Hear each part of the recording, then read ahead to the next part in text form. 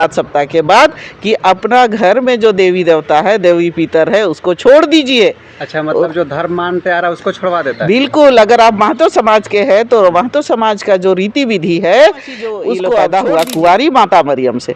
तो कुंवारी माता मरियम के पेट में जो यीशु मसीह जन्मा तो वो कैसे आया? जो पूजा पाठ पद्धति है ये गलत है, इसको उखाड़ के फेंकिए। ये भूत पूजा करता है इन्हीं के ना भाई, और बुद्धिजीवी बनाए। लेकिन जिस क्षेत्र में यहाँ से ओरमांझी चल जाइए, वो कुर्मी लोग हैं, रामगढ़ चल जाइए, महतो कुर्मी लोग ऐसे लोग हैं वो। हाँ बिल्कुल, ये लोग का जो जनरल का या कहिए ये लोग ओबीसी का जो संख्या है वहाँ के लोग अभी क्या बुड़बक है? वहाँ तो मिशनरी स्कूल नहीं है, तो वहाँ के महतो समाज बुड़बक होगा, कुर्मी समाज बुड़बक होगा, बिल्कुल लिखने पढ़ने नहीं जानते हैं। तो ये लोग आखिर ऐसे क्षेत्र में स्कूल मिशनरी लोग आए थे तो उनके हाथ में बाइबल था और आदिवासियों के हाथ में ज़मीन था, लेकिन आज उल्टा हो गया है। आज आदिवासियों के हाथ में बाइबल हो गया है और मिशनरियों के हाथ में ज़मीन हो गया। बिल्कुल। क्या ये वो लोग सच में ज़मीन हड़पना जो होता है ये आदिवासी जो क्षेत्र में ही क्यों होता है और क्षेत्र में क्यों नहीं होता? जैसे कि जहाँ पे महतो रहता, सिंह भूमियार रहता, ओबीसी, वहाँ पे ये लोग क्यों नहीं लगाता अपना कैंप? क्या वहाँ के लोग बीमार नहीं होते हैं या वहाँ के लोग शुद्ध खाना खाते हैं, शुद्ध हवा पानी? जो अपना बयान दी है, जो कुर्मी आदिवासी वाला जो मामला चल रहा है, आपको फायदा किया, उस माँ को छोड़ के अब मरियम माँ पे काहे चले गए है?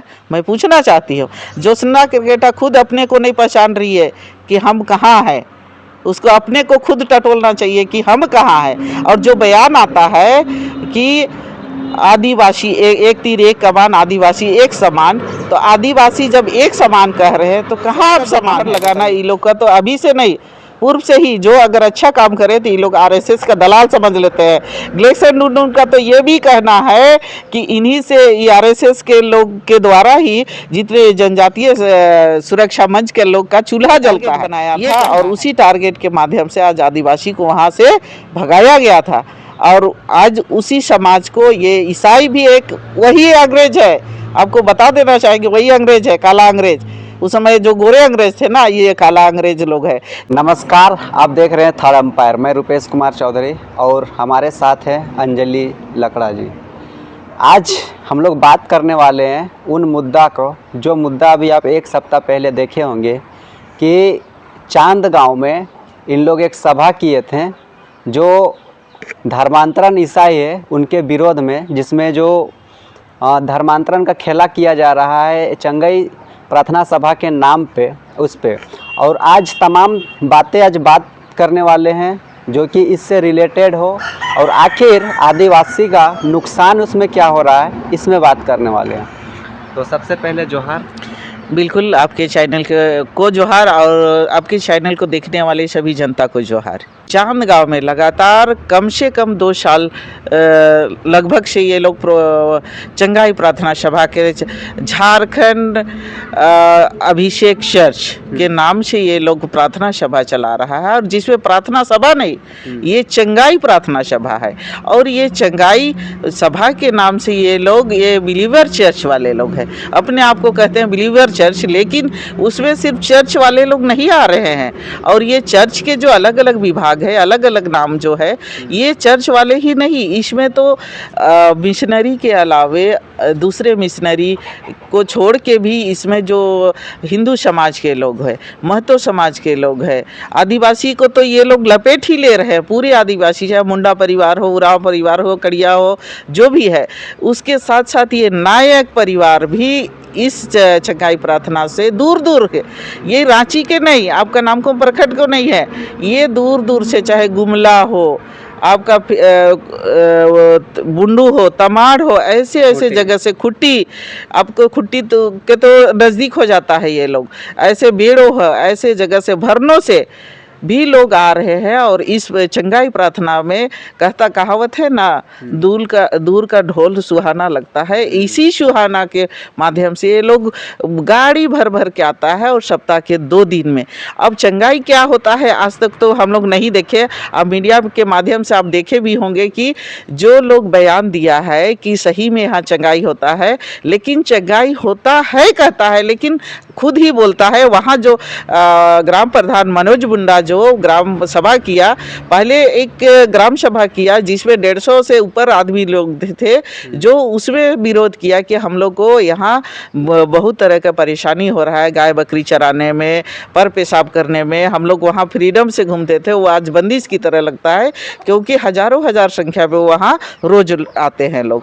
ऐसा कह के उसने कहा कि यहाँ से चंगाई प्रार्थना सभा हट जाना चाहिए। और ये चंगाई प्रार्थना सभा हट जाने का कहने का मतलब है कि ना वहाँ ग्राम सभा हुआ, ना आम सभा हुआ, किसी तरह ना ग्राम प्रधान का सहयोग लिया गया, और ये लोग चंगाई प्रार्थना सभा चलाने, और ये लोग प्रधान का ही कहना है कि 2 या 3 दिन का ये लोग मांगे थे कि हम लोग 2-3 दिन का प्रार्थना सभा चलाएंगे। अब कहीं भी देखिएगा 3 दिवसीय चलाता है ये लोग या 2 दिवसीय चलाता है चंगाई प्रार्थना सभा, लेकिन अब ये लोग टारगेट लेके रखा है चांदगांव को कि 2 साल, लगभग 2 साल होने जा रहा है, और इतना बड़ा पंडाल बना के इस साल का आप वर्षा देख रहे हैं इतना ज़बरदस्त, तो भी एक प्रॉपर पंडाल बना के ये लोग चला रहा है। तो हमने जो 24 सितंबर को जो प्रोग्राम किया था उसमें टाइमिंग दिया था कि 15 दिन के अंदर आप यहाँ से टेंट पंडाल हटा के चले जाइए। एकदम हम लोग नम्रपूर्वक उन्हें कहा था, आह्वान दिया था, कोई किसी तरह हुड़दंग नहीं। हम लोग हुड़दंग करने वाले आदमी नहीं है, लेकिन ये लोग जो जिस तरह का हमारे भोले भाले जनता, और ये लोग जो सुदूरवर्ती क्षेत्र है जहाँ पंचायती राज है, वैसे क्षेत्र को टारगेट लेके रखा है जहाँ आदिवासियों की संख्या बहुल है। ऐसे क्षेत्र में ये लोग टेंट तंबू लगा के लगातार ये चर्च वाला, कहीं कुछ नाम तो कहीं कुछ नाम, थोड़ी दूर में देखिए आप मुक्ति महोत्सव के नाम से दिया था। तो मुक्ति महोत्सव क्या है, चर्च अभिषेक क्या है, ये मतलब अभिषेक कहे तो ये तो हिंदू का शब्द है, लेकिन ये लोग यूज इस्तेमाल कर रहा है, इससे जनता को दिग्भ्रमित कर रहा है कि ये मुक्ति मतलब किसे मुक्ति लिखता है ये लोग, नशा से मुक्ति, शुगर से मुक्ति। तो कितना आज शुगर और नशा से मुक्ति के ईसाई लोग नहीं पीते हैं, चाहे वो किसी भी, चाहे बिलीवर चर्च हो, CNI हो, SPG हो, या GL है या रोमन हो, कोई भी चर्च वाले हैं क्या नहीं पीते हैं? ये लोग का 10 आज्ञा में लिखा हुआ है नशा नहीं करना है, लेकिन क्या नशा नहीं करते हैं? अब कितना को घर चलता है नशा बेच के।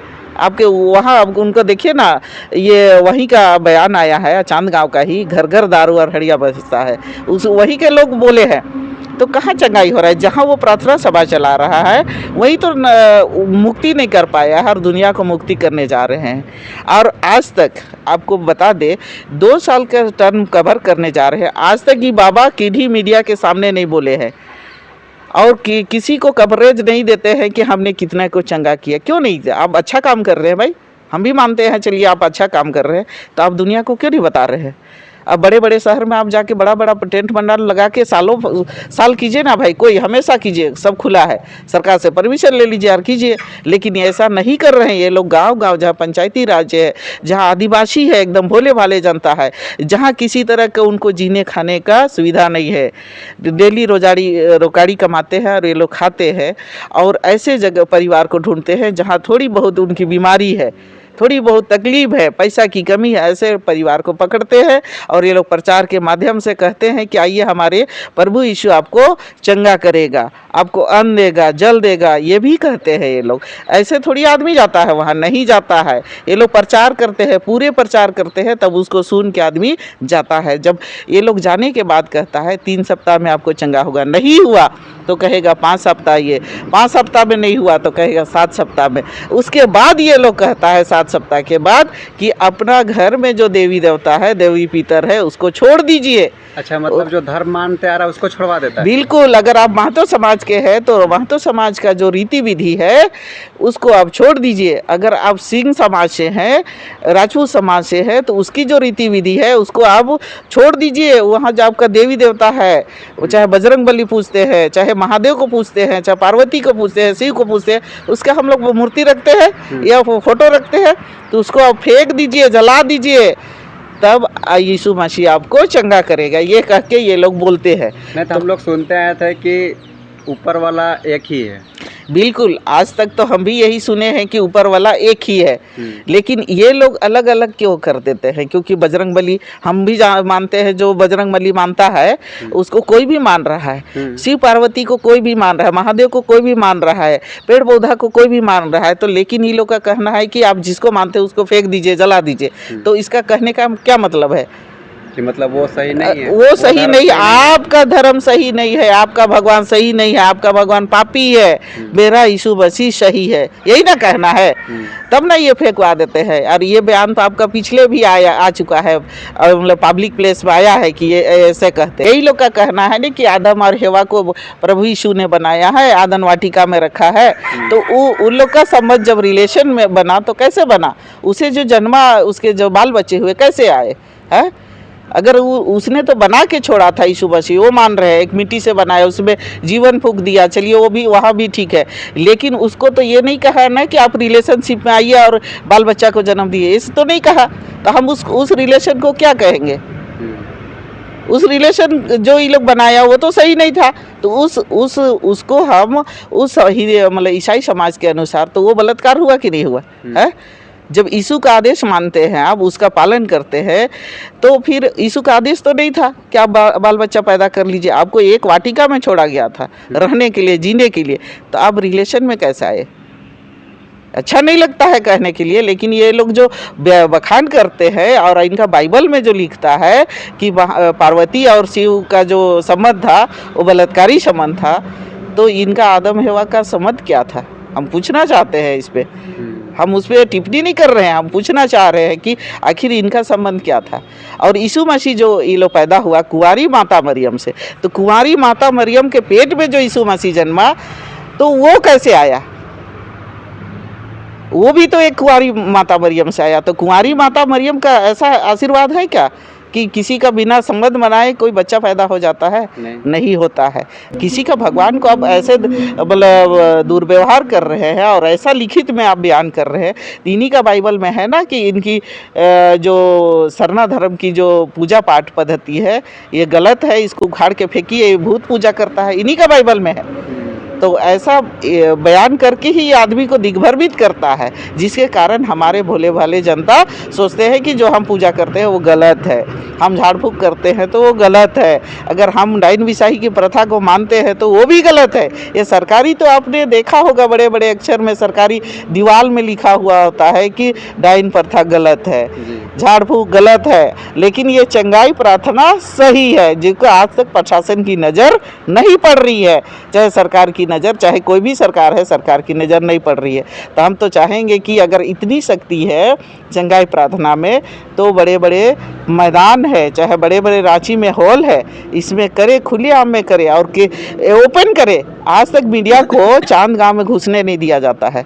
अगर कोई मीडिया को घुसने दिया होगा तो वो बताए और बयान किया होगा वहाँ की चंगाई कैसे होता है, देखा होगा तो वो भी दिखाए ना भाई, ताकि और बड़ा आपका चर्च का सभा होगा।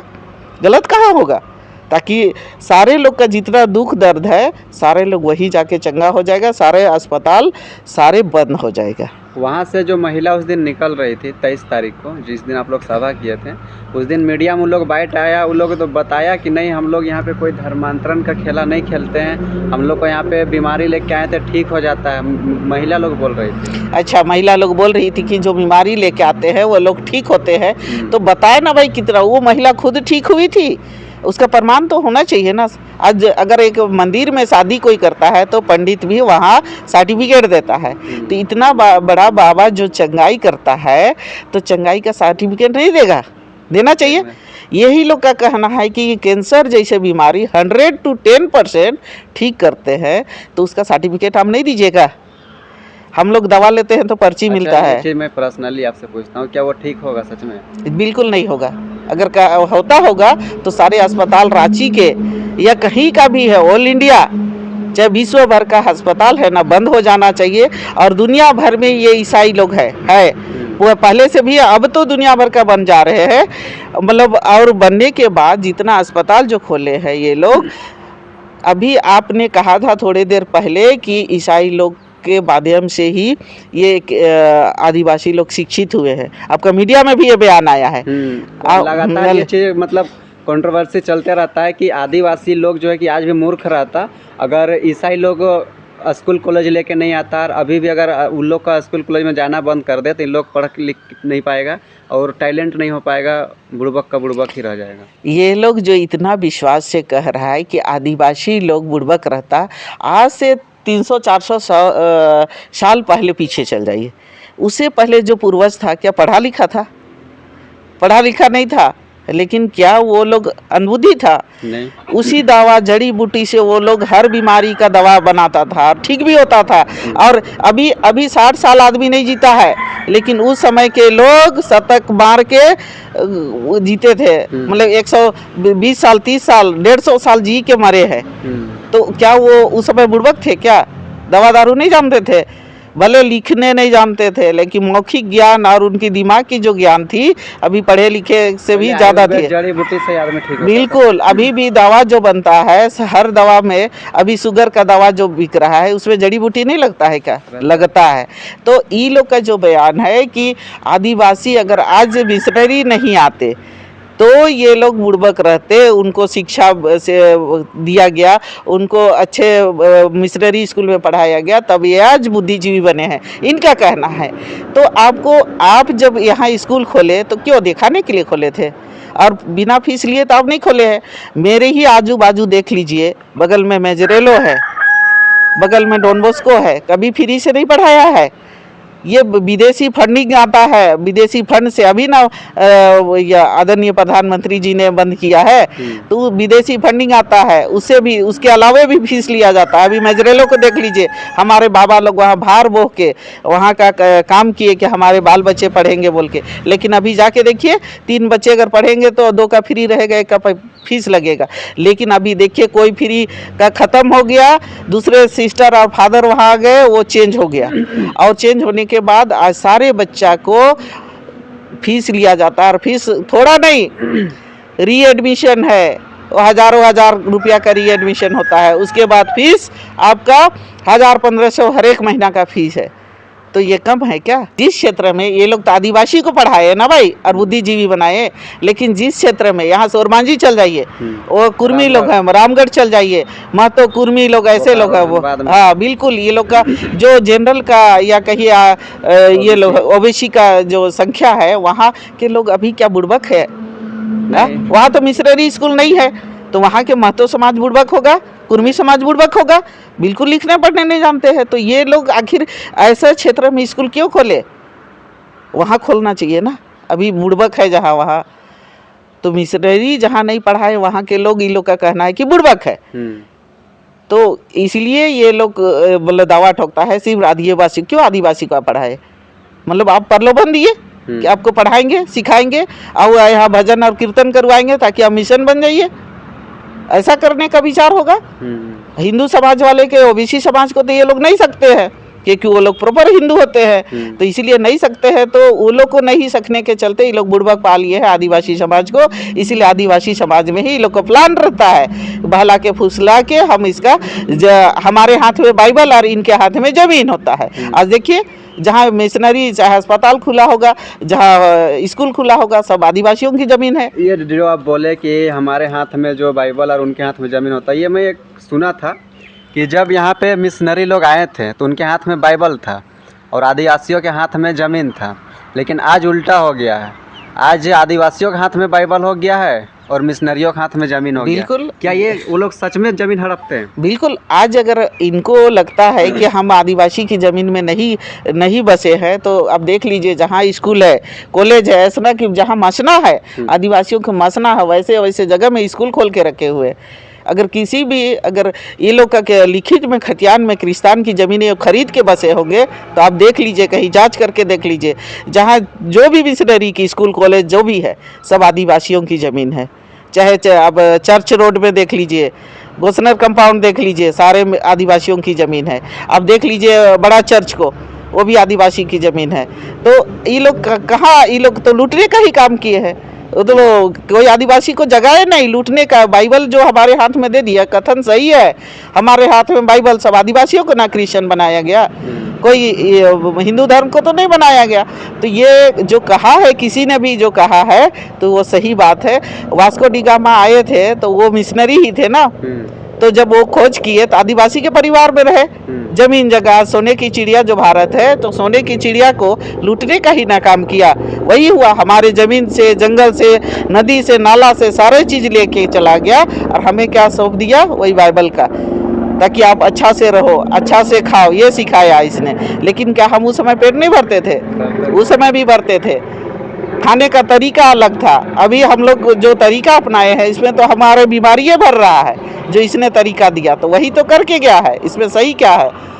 तो यही है। ये जो आप बताएं कि ज़मीन का ये सब हो रहा है, मैं आपसे पूछना चाहता हूँ कि जिससे आप बता दिया कि सारा कुछ हम लोग जो है कि अनपढ़ नहीं रहते, अगर ऐसा स्कूल नहीं आता, वो सुविधा था, इसके लिए आदमी जाना पसंद कर रहा है, ठीक है। लेकिन मैं और एक चीज़ जानना चाहता हूँ कि उन लोग लगातार बोलते रहते हैं कि जैसे हम लोग धर्म परिवर्तन, आदिवासी लोग ईसाई बन रहा है उसमें ये लोग बहुत चिल्ला रहा है, लेकिन जो आदिवासी लोग हिंदू बन रहा है उसमें लोग काहे नहीं चिल्ला रहा है? हमको ये बता दीजिए, आज तो आदिवासी लोग ईसाई बन रहा है, बिल्कुल बन ही रहा है, बना रहा है। हम तो कहेंगे कि बना रहा है ये लोग। अगर कोई अस्पताल जाते हैं तो हम क्या डॉक्टर से ही इलाज कराते हैं? कोई मौलवी से तो नहीं कराते हैं। तो हम क्या डॉक्टर का उपाधि लेके आते हैं? नहीं लाते हैं। अगर हम झाड़ फूक करा लेते हैं कोई भगत भक्ताइन के पास, तो क्या हम भक्ताइन बन के आ जाते हैं? नहीं बनते हैं। तो फिर ये लोग जो कह रहा है कि हिंदू बना रहा है, हिंदू बनाने की रीति प्रथा क्या है? हमको ये बताइए। ये जन्म से ये लोग हिंदू पैदा हुआ है, वही हिंदू कहलाता है, या कोई उसको परिवर्तन कर दिया? अगर परिवर्तन कोई ईसाई अगर हिंदू बना है तो वो लोग बता दे। अगर कोई आदिवासी समाज हिंदू बना है तो बता दे। मतलब इन लोग का कहना है कि आप देखे हैं, इलेक्शन डुमडुम का कहना है कि उरांव समाज जो रोहतासगढ़ से आया है और यहाँ आके मुंडा के जमीन खतियान में धांगर कर रहा था।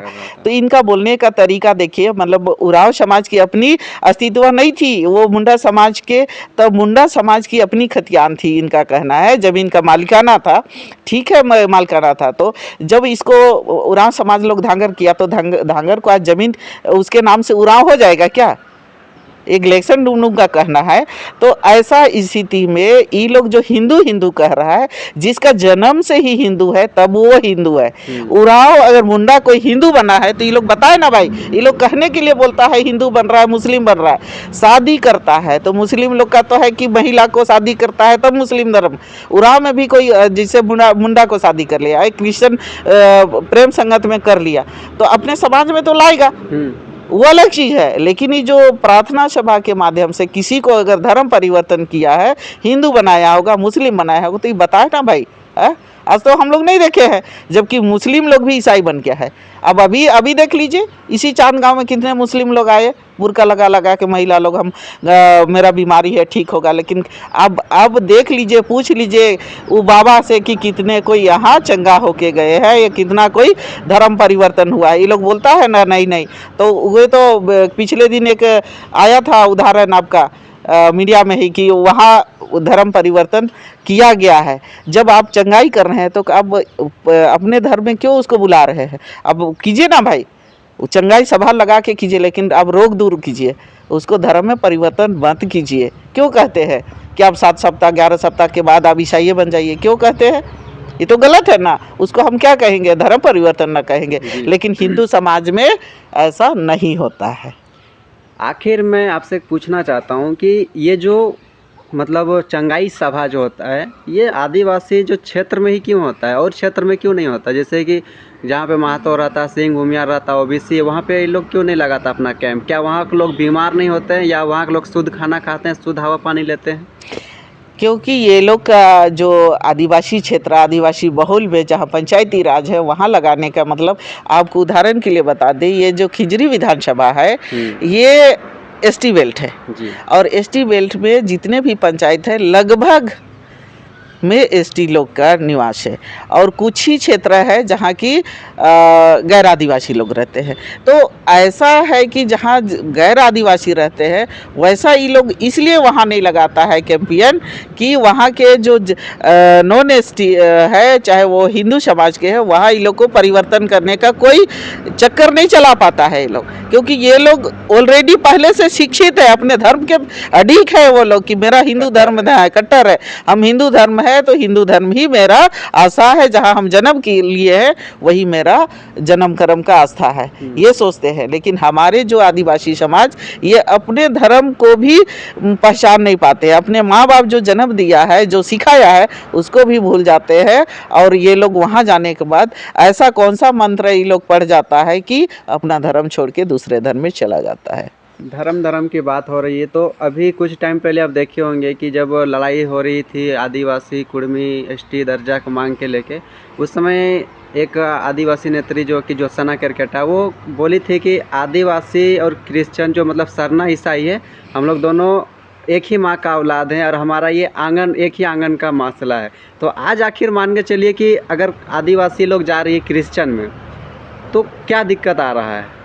सेम ही है, एक ही माँ का है, एक ही आंगन का, एक ही जगह खाना पीना हर एक चीज़ है, तो फिर दिक्कत की क्या आप लोग को आ रहा है कि अगर कोई धर्मांतरण हो रहा है तो? बिल्कुल आपका क्वेश्चन सही है। और ज्योत्सना केरकेटा जो अपना बयान दी है, जो कुर्मी आदिवासी वाला जो मामला चल रहा था उस समय कि कोई मीडिया वाला ने उसको पूछा कि आखिर आदिवासी और कुर्मी में क्यों लड़ा रहे हैं, तो उसका बयान आया था कि आदिवासी और कुर्मी दोनों मतलब ईसाई और कुर्मी मतलब ईसाई और आदिवासी दोनों भाई भाई एक ही माँ का है, ये कहना है। तो एक ही माँ का, आपका बात भी सही है, चलिए एक ही माँ का है, लेकिन जिस माँ ने आपको पैदा किया उस माँ को छोड़ के अब मरियम माँ पे काहे चले गए है? मैं पूछना चाहती हूँ। ज्योत्सना केरकेटा खुद अपने को नहीं पहचान रही है कि हम कहाँ हैं, उसको अपने को खुद टटोलना चाहिए कि हम कहाँ हैं। और जो बयान आता है कि आदिवासी एक तीर एक कमान, आदिवासी एक समान, तो आदिवासी जब एक समान कह रहे हैं तो कहाँ अब समान है बताइए?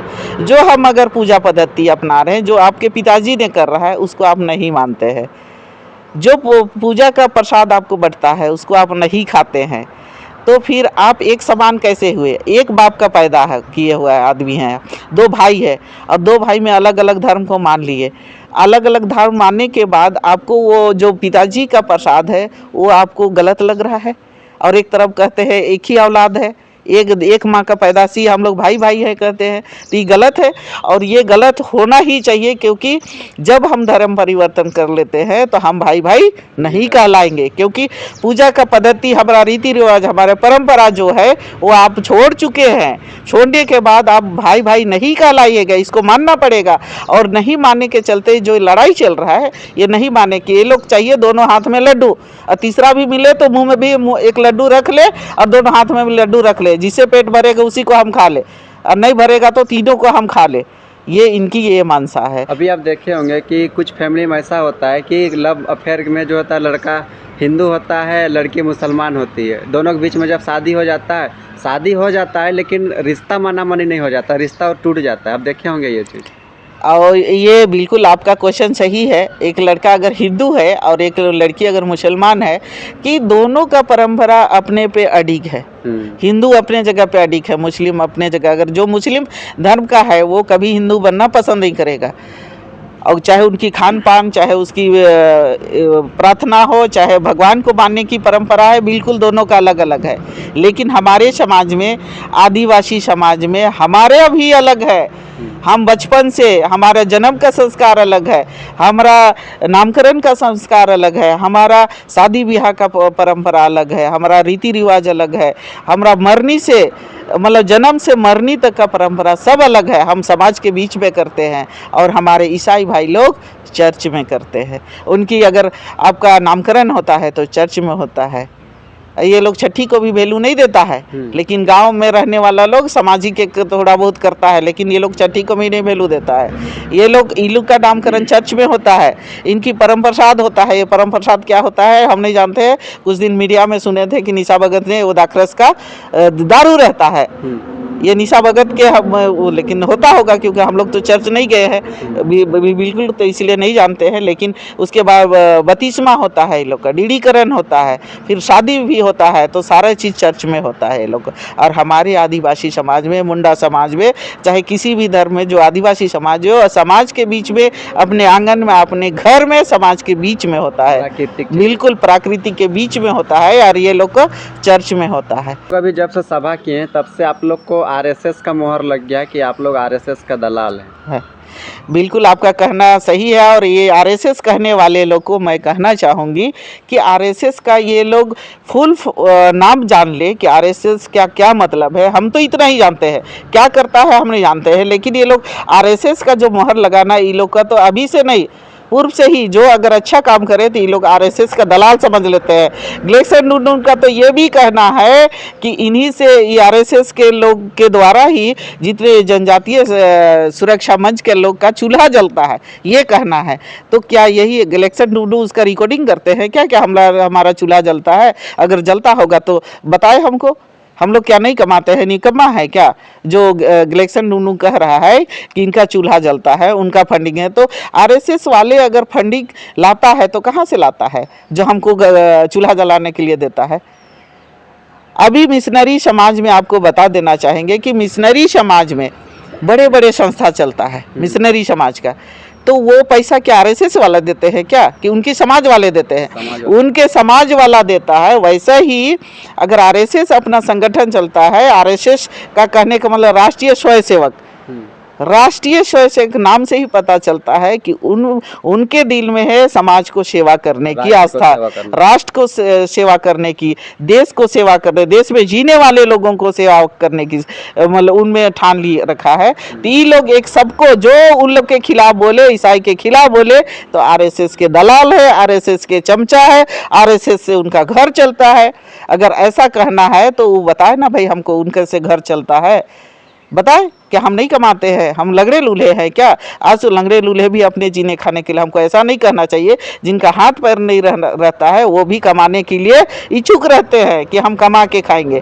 तो ये लोग का कहना है कि मतलब हम लोग उसी से घर चलता है। तो बताए ना भाई, ग्लेक्सन डुडू बताए इस चीज़ को, आरएसएस का दलाल है, ये लोग चमचा है, उसका कहना है। तो हम कौन आरएसएस का है और आरएसएस क्या होता है ये बताए, उसका फुल फॉर्म नाम बताए। अगर उसका मकसद दूसरा होगा तो बताएगा कि आरएसएस क्या होता है।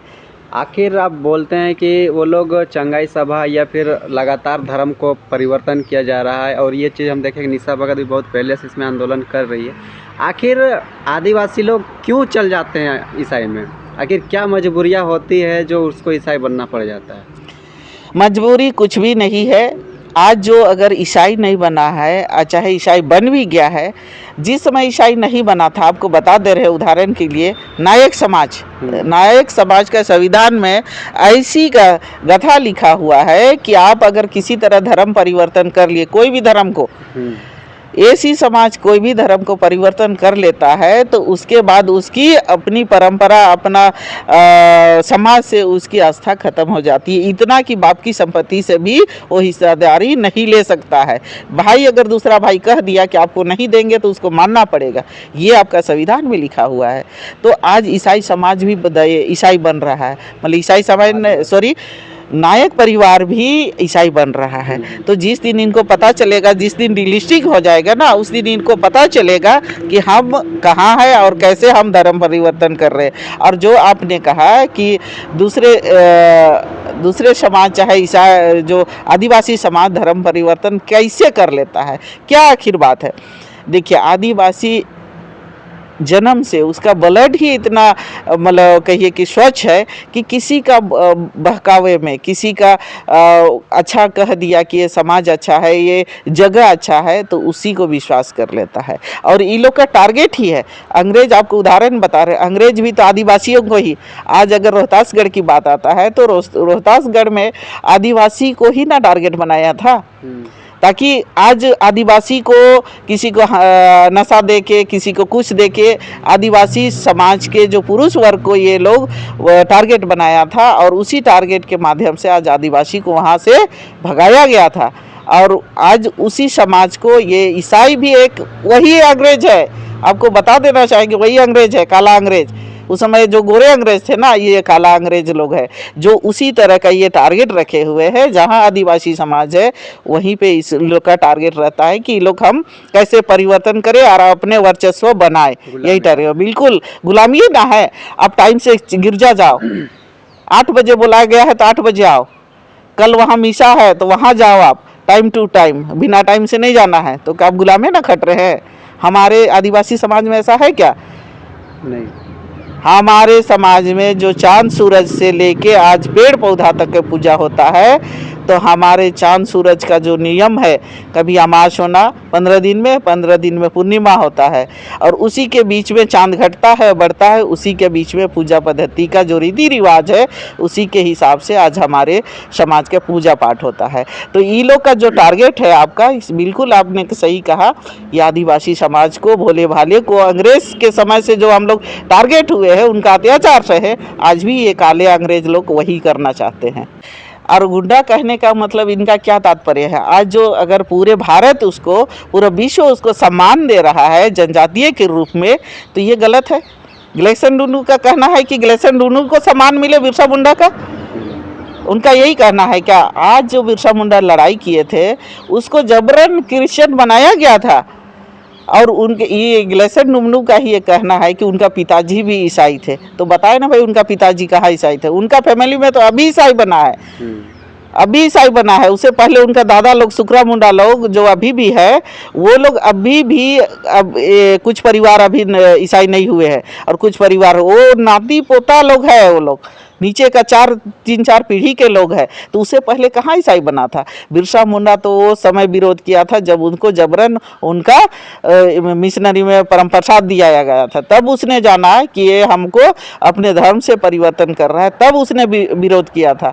उसके बाद वो बुंडू पे जो फादर को मारे थे, ऐसे नहीं। ये ग्लेसन खुद अपने को बचाव के लिए बिरसा मुंडा पे लक्षण लगा रहे हैं। अगर ऐसा है लिखित में तो दिखाए ना भाई, उनका कहने से हम मान लेंगे। इनको आदिवासी से धर्मांतरण करके ईसाई बनाए रहे हैं, तो अब क्या कहना चाहिए? बिल्कुल, जो आदिवासी से ईसाई में परिवर्तन करा रहे, ये चर्च के दलाल है, और वही दलाल है जो तुरंत में जो चमकता हुआ चमकता हुआ जो देश दुनिया को जो देख लेता है ना, तो वही दलाल लोग है। इनको लगता है कि कहाँ से फंडिंग आता है। आप गिरजा में जाइएगा तो जो गिरजा वाले लोग जो संडे के चर्च जाते हैं, बिना दक्षिणा के चर्च नहीं जाते हैं। वही हमारे आदिवासी समाज में जहाँ हमारी पूजा पद्धति, वहाँ कोई चंदा की चिट्ठा नहीं लगता है, कोई चंदा चिट्ठा नहीं लगता है। भले हम कहेंगे कि जो हिंदू धर्म में मंदिर वगैरह जाते हैं तो जो पंडित को देते हैं, दान करते हैं, वो लगता है, लगता भी नहीं हो, जबरन कहीं नहीं। आपको देने की इच्छा है तो दीजिए, नहीं इच्छा है तो नहीं दीजिए। लेकिन अभी आपको गिरजाघर में आपको चंदा देना ही है, और एक मुट्ठी चावल के नाम से हर एक सप्ताह चंदा करके ये लोग चावल भी पहुंचाता है चर्च में, जिससे ये लोग का फंडिंग वसूला जाता है। आपको इतना बता दें कि दफन की क्रिया में भी ये लोग का जो घर परिवार, दुखी परिवार, कुछ उनका खर्चा चल जाएगा बोल के तावल बिछा के जो चंदा लिया जाता है, लिया नहीं जाता है, उसको लिया तो नहीं कहेंगे, जो दिया जाता है खुशी से दिया, दुख से दिया जाता है कि भाई आपका परिवार कुछ दिन के लिए सहयोग हो, ये कह के दिया जाता है। उस पैसा से भी फादर चाहे प्रचार जो आते हैं गिरजा करने, उसको दिया जाता है पैसा। ये मैं आंखों देखी हूँ। तो ऐसा ये लोग का असूलने का एक तरीका है। आप कहते हैं एक तरफ से हम भलाई करते हैं, दूसरे तरफ से आप पैसा वसूलते हैं। तो जितने भी वो चर्च को चलाने वाले जो दलाल है, दलाल ही कहेंगे वो लोग को, जो मिशनरी बनाने का प्रचार प्रसार जो करते हैं, ये लोग का फंडिंग आता है, और फंडिंग से ये लोग का अपना घर द्वार चलाता है, अपना शान शौकत जो जीता है। ये वही दलाल लोग हैं जो चर्च के एजेंट बने हुए हैं, और एजेंट के माध्यम से ये लोग जगह जगह घूमते हैं, बाइबल का पाठ पढ़ाते हैं। अब तो ऐसा भी हो गया कि ऑनलाइन भी बाइबल का पाठ पढ़ा रहे हैं। तो ऐसा ये लोग को क्या कहेंगे? ये लोग तो चर्च के एजेंट ही ना है। अच्छा, वो लोग मान के चलिए वो बना रहे हैं, ठीक है, आखिर बना किस लिए रहे? बना के उसको क्या फ़ायदा हो जाएगा इससे? बनाने का फ़ायदा ये लोग बिल्कुल एक षड्यंत्र है। मतलब बनाने से, अभी देखिए आपको संविधान में ईसाई का कॉलम अपना रखा हुआ है, हिंदू मुस्लिम सिख ईसाई अपना कॉलम है, तो ईसाई का कॉलम अल्पसंख्यक में है, मुस्लिम का अल्पसंख्यक में है। ऐसे अल्पसंख्यक का दर्जा उस समय दिया गया है जिस समय संविधान बना था, क्योंकि इनकी संख्या कम थी। जो विदेशी लोग छूटे थे और विदेशी आने के बाद कुछ ही संख्या में बने हैं जिसमें भारत की खोज हुआ तब, तो उसी समय ये लोग कुछ संख्या में ईसाई बने थे, इसी कारण से अल्पसंख्यक का दर्जा दिया गया है मेरे हिसाब से। लेकिन आज हम गलत नहीं बोल रहे होंगे, क्योंकि ये जो अल्पसंख्यक का दर्जा दिया गया है तो अल्पसंख्यक के हिसाब से मतलब कम संख्या में, लेकिन बहुसंख्या कैसे बने इसकी ये प्लान है, ताकि अपनी इस देश में इनकी राजपाट हो सके, क्योंकि सरकार हो सके, अपने हिसाब से चले। अभी आप देख रहे हैं एसटी की हमारी 28 सीट थी, 28 सीट में इनकी संख्या 4-5 संख्या विधायकों की हो गई, तो ये लोग अपना सीट मांग रहे थे। अब देखे होंगे मीडिया में आया ही था कि हमें भी अपना सीट दे बोल के। तो कल के दिन में सारे आदिवासी समाज ईसाई बन जाते हैं, तो ये अपना सरकारी एजेंडा बना के सरकार की विधायक हो, सांसद हो या सरकार बनने की प्लान है, इसके सिवा दूसरी प्लान नहीं है। और आपका एक वीडियो आपको बता देंगे, दिखा चल रहा है वीडियो में, वो कोई प्रचारक होंगे और अभी चर्च के प्रचारक भी है। उनका कहना है कि जी आने वाला 29 में आप देख लीजिए, वो अभी तो वो टांगी चला रहे हैं पैर में, कल उनकी गर्दन कट जाएगी इस टांगी से, 29 का चुनाव आने दीजिए, इनका कहना है। बिल्कुल वो मीडिया में कहे हैं, तो उसका कहने का क्या मतलब है? मतलब आज जो सरकार है, कोई भी सरकार है, वो अगर वो ईसाई को से बिलोंग नहीं करता है तो वो उनके दुश्मन है। और कल को 2029 जब आ जाएगा, तो जब चुनाव होगा तो ये चुनाव में ये लोग हराने की कोशिश करेंगे, ताकि हमारी सीट बने और ये कांग्रेस हो या बीजेपी हो, जो कि आज ये लोग कहता है कि आरएसएस का है, चाहे जो भी है, ये हारे और हम क्रिश्चियन समाज की सीट बने, ताकि ये लोग अपने सीट में बैठ के जैसे नचाना चाहे, जैसे अंग्रेज ने नचाया था, आज इसी की ये प्लान लेके चल रहे हैं। तो अभी आप देख रहे थे अंजलि लकड़ा जी का, इनका साफ तौर पे पर्दाफाश किए पूरा कि क्या आदिवासी का नुकसान होने वाला है और वो आखिर क्यों धर्मांतरण का खेला खेल रहे हैं। बाकी आपकी इस वीडियो में क्या राय है वो कमेंट करके ज़रूर बताइएगा। आगे के अपडेट के लिए हमारे साथ बने रहें। धन्यवाद। जोहार।